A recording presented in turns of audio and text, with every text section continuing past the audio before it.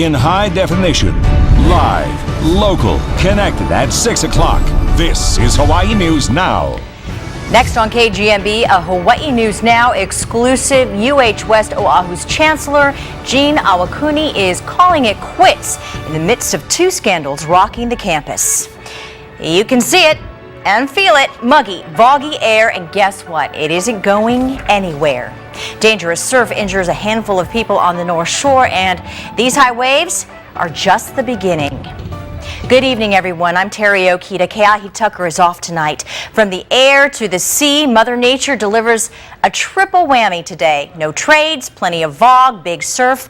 Our guy Hoggy, of course, is keeping a close eye on all three, but we begin with Lisa Kubota live at Waimea Bay, where crews have been responding to several calls for help. Lisa, what's it like out there? Terry, here's something you don't see every day. The Waimea Bay shoreline practically deserted right now. Most people started packing up once lifeguards announced that the beach would be closing at 6 o'clock. Police are also stationed at the entrance to make sure everyone stays out. Let's show you some video of the powerful waves and dangerous shore break. Right now, lifeguards say it's in the 8 to 12-foot range and rising. Several people were hurt in the shore break here at Waimea today. 2 were hospitalized, a 23-year-old swimmer and a 14-year-old body surfer. 2 other people suffered shoulder injuries. Lifeguards say part of the danger is the long lull between big sets. It's deceiving to people that don't know the ocean. So after a large set comes, it'll look a little bit more calm and inviting, and then they'll venture back towards the water's edge, and then they'll get pounded and end up getting injured. Authorities put up yellow caution tape at Sharks Cove and 3 tables. Those areas are patrolled during the day but do not have lifeguard towers. Some lifeguards will be starting earlier than usual tomorrow. Authorities will reassess the conditions here at Waimea Bay and decide whether or not to reopen the beach at 7 in the morning. Reporting live from Waimea Bay, Lisa Kubota, Hawaii News Now. Lisa, thank you. And we continue our team coverage with Guy Hoggy, who is live in Kalihi monitoring the swells and the fog. Hey, Guy. Well, a little bit more on the swells in a little bit, Terry. First of all, we'll tell you how bad the air is. It's real evident when you look over my shoulder and we pan across the Ko'ola mountain range, how thick and foggy the air is. Looks like there's a brush fire somewhere. Looks like it's rain. It's neither. It's just thick volcanic exhaust blowing in from the Big Island because of the south and southwesterly winds. Let's take a look at the wind direction right now, and you can blame those southerly winds for all that foul air. The predominant direction still coming in from the south, and that's expected to continue tonight and tomorrow. So the volcanic exhaust, all in green, will continue to push up from the south. Now the forecast is expecting the concentrated amounts of fog to be mostly for Maui County and the Big Island tomorrow, slightly clearing for Kauai and Oahu. Cleaner air is due in for most of the state by Wednesday.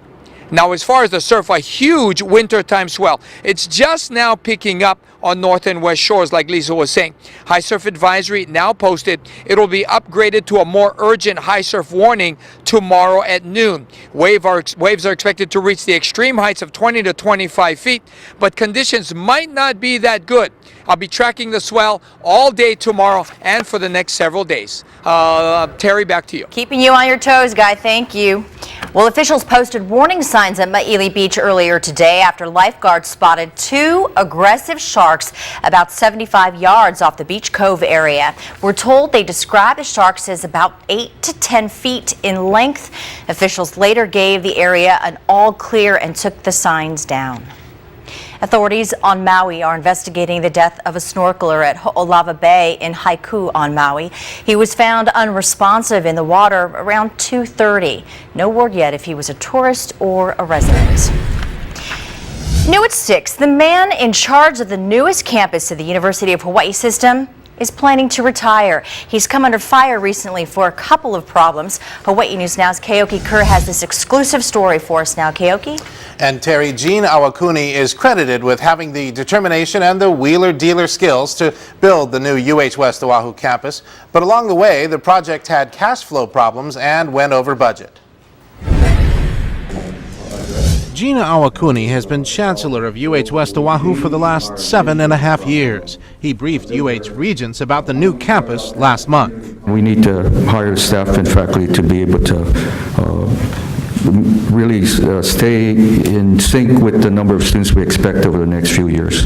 Awakuni told Hawaii News Now he plans to retire from his $211,000 a year job at the end of the academic year. In 6 years, he got us out of those shacks, build a campus. And it's a very nice campus. Dan Boylan spent 34 years as a history professor at UH West Oahu and credits Awakuni with getting state lawmakers to provide the money to build the long-awaited new campus. Gene's resolve was incredible, and he understood that to build it, you had to be downtown in that big building, or the Capitol, not out on the campus deciding about my tenure or my promotion or anybody else's. But construction there went $14 million over budget because of change orders, something Awakuni said should be expected given the complexity and size of the $170 million project. UH officials admit construction of the new campus ran into what they call a cash flow problem, and the university is now counting on an $18 million special loan to fill the gap. In addition, an accreditation team recently faulted the academic leadership at the school, noting that almost all the senior staff there had been replaced in the last 4 years. Now, in a statement, Awakuni said the timing is right for him to step down at the end of the school year. That gives him some time to complete a few initiatives underway now and spend one more legislative session lobbying on behalf of the school before passing the baton to the next chancellor of West Oahu. You can read his statement and also see what UH President Marcy Greenwood had to say about all of this on our website, hawaiinewsnow.com. Keoki Kerr, Hawaii News Now. Keoki, thank you. Did Tillman Fauatea mean to murder Asa Yamashita? Or was he insane when he stabbed the Waianae High School teacher back in 2009? Well, that will be up to a judge to decide. Jim Mendoza was in court for the opening arguments, and he joins us now. Thanks a lot, Terry. This crime happened in the afternoon at the Eva Town Center as Yamashita sat on a bench waiting for a ride home. Today, Fauatea sat in court with a blank stare as the prosecution detailed the day in February 2009 when he's alleged to have stabbed Yamashita multiple times with a knife he bought minutes before the attack. Deputy Prosecutor Wayne Tashima asked eyewitness Darren Paiva to recount what he saw. He testified he followed Fauatea after the attack, saw him ditch the knife, and pointed him out to police. But Fauatea's defense attorney maintains his client was insane when he committed the crime. You've got a young man who at about age 12 started to exhibit symptoms of mental illness, started getting treated for mental illness. He go grab her with his left arm. She was facing him already. And with his right hand, he was whacking him with the knife. There were 6 stab wounds to Asa's chest that injured her heart and caused bleeding. There were also injuries to the right and left upper extremities, consistent with defensive wounds. Fauatea waived his right to a jury trial, leaving it to a judge to decide whether or not he is guilty. Now, Fauatea is charged with second-degree murder. If guilty, he could face a life sentence with a possibility of parole. Trial continues on Wednesday. Jim Mendoza, Hawaii News Now. Jim, thank you. 2 people are in critical condition after a crash in Kaimuki. It happened near 6th Avenue and Kilauea around 7:30 last night. Police say a motorcyclist slammed into a smart car that did not stop at the intersection. Both the 24-year-old male rider and the 42-year-old female driver suffered head and internal injuries. There's now a $10,000 reward from the family of the 39-year-old woman killed in a deadly hit-and-run crash in Kaneohe. In August, police say Lani Salva was in a marked crosswalk on Kamehameha Highway when she was hit. Police later released a video of a gold-colored SUV that may have been involved. The suspect's car continued driving toward Windward Mall and may have front-end damage. Governor Neil Abercrombie says the teachers union walked away from contract talks after issuing a series of ultimatums. The Hawaii State Teachers Union and the state have been engaged in protracted negotiations over a contract that expired back in June 2011. Abercrombie says the state is still willing to negotiate with the Hawaii State Teachers Union over the outstanding issues. But he says the union's move may force him to appeal directly to the teachers and to the public to resolve the stalemate. If someone just comes in and presents an ultimatum, or in this instance a series of ultimatums, and simply says pick one or else, that's not engaging in good faith in the mediation process. Governor Abercrombie did not elaborate on what those ultimatums were because they were presented during talks before a federal mediator. Both sides had been in contract talks since January 2011. Negotiators for the state and the HSTA previously agreed to a 5% wage reduction for a 2-year contract ending June 2013. But that deal was later rejected by the HSTA's board. Representatives for the HSTA were not available for immediate comment today. Well, a question for you. Do your kids know what to do in a fire? See how firefighters are teaching them how to get out alive. And an extraordinary event for Hawaii. This is so wonderful. Just 3 years after Father Damien was canonized, Mother Mary Ann Cope will become Hawaii's second saint. How's it, Chris? Hey Terry, the Warriors unveil a new look in honor of the Wounded Warriors Project. We're going to show it to you. It's really cool. We're going to tell you when and where they're going to make their debut. Plus, how would Kurt Suzuki do in his second career playoff game? Highlights in sports.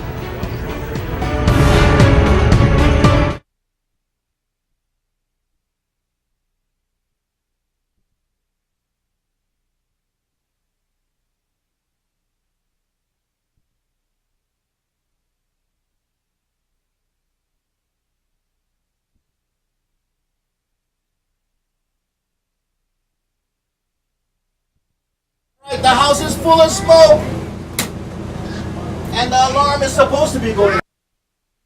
We have been for a long time and continue to emphasize prevention, making sure that families are aware of prevention measures so that incidents don't happen unnecessarily.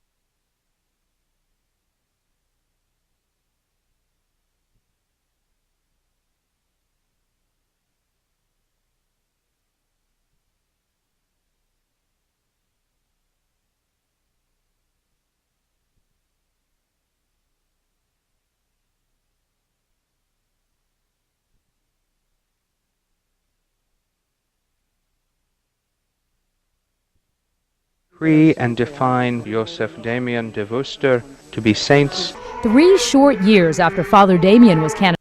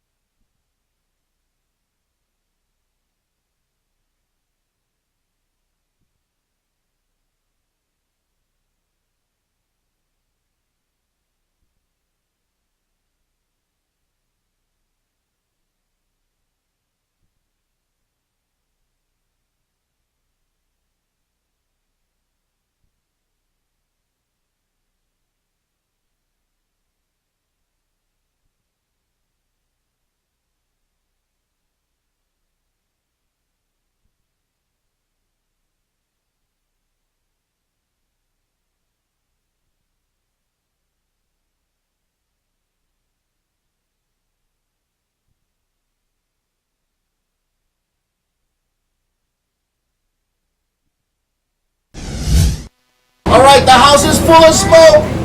Okay, don't worry. These kids may be in a room full of smoke, but they are not in any danger. The Honolulu Fire Department is teaching them what to do in case of a fire using their brand new mobile classroom.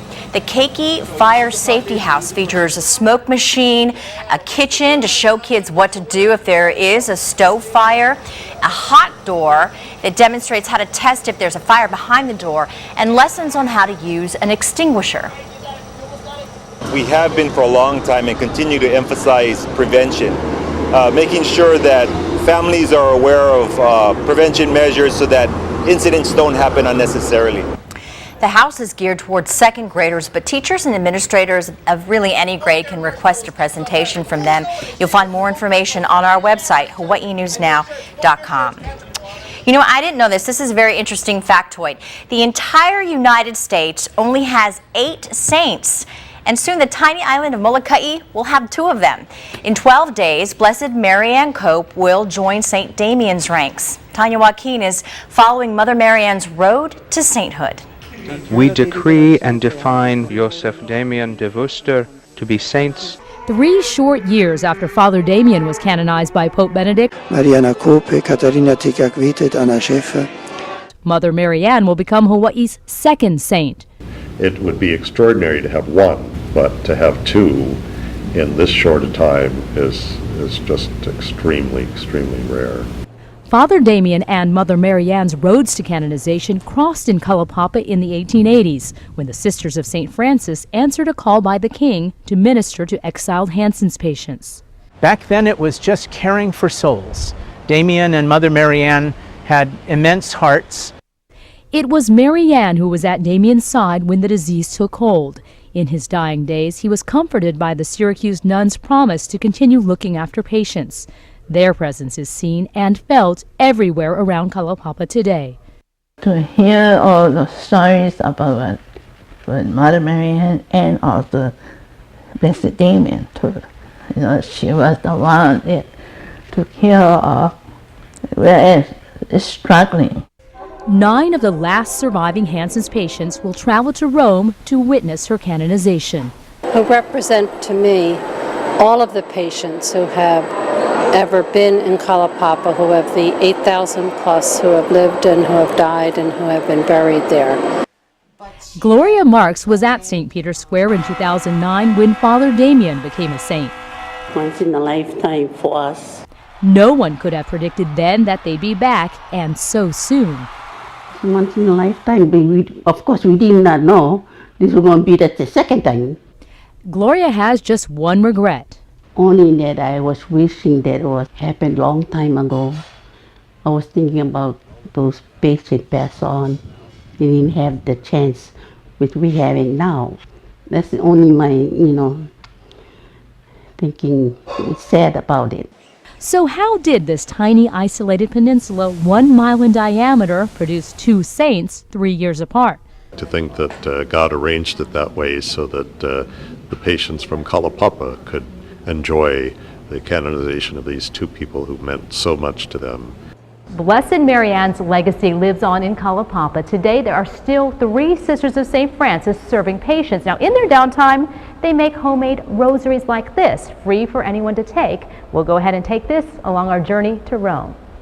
You know, and this is the last trip we're not going no more.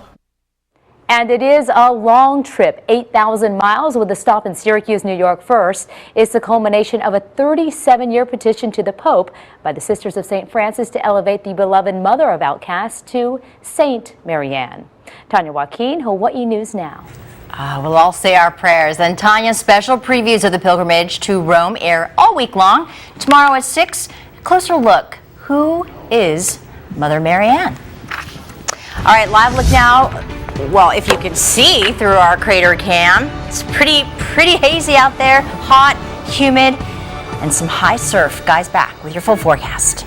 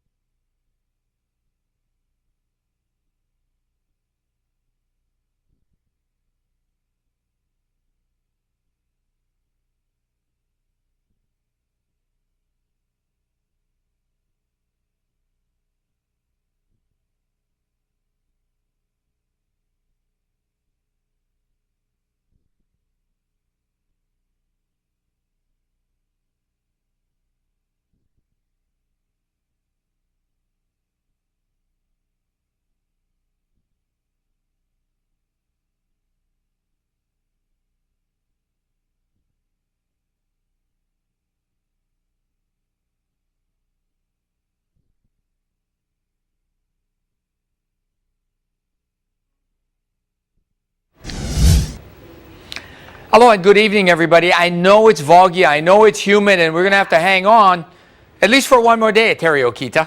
And that's because of this storm. It's basically pushed out the trade winds, and it's produced also that giant swell that's now moving in to north and west shores. High surf warning will be posted tomorrow. You can see there's a little bit of moisture around Kauai, but for now, most of the state remains rather dry, not expected to change very much.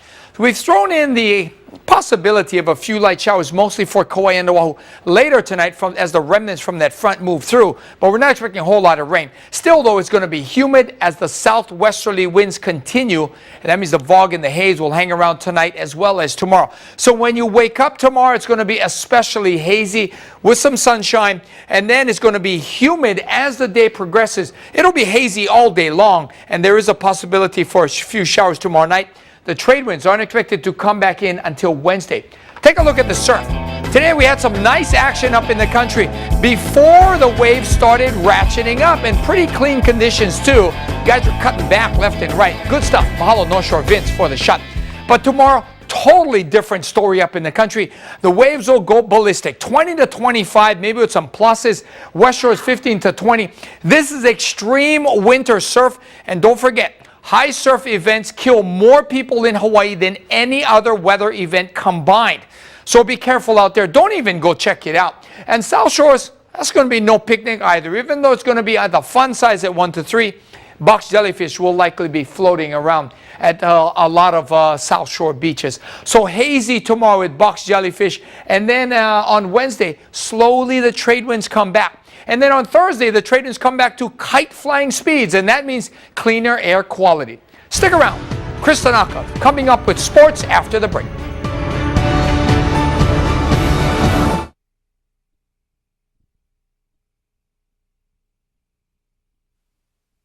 At halftime, I challenged them. I told them,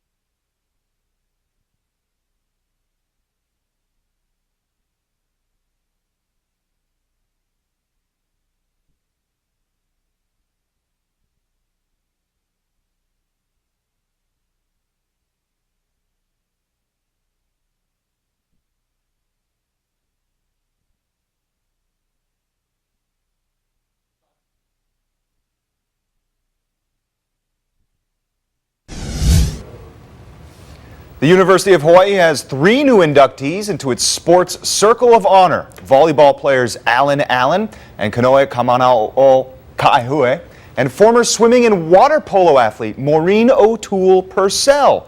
They'll be enshrined Friday night at the Stan Sheriff Center. Will also be introduced to the crowd at the Warriors homecoming football game on Saturday. Now, speaking of that, the Warriors trying to get off the mat when they host New Mexico. Norm Chow openly disappointed with the result against San Diego State, but not his team's effort. at halftime, I challenged them.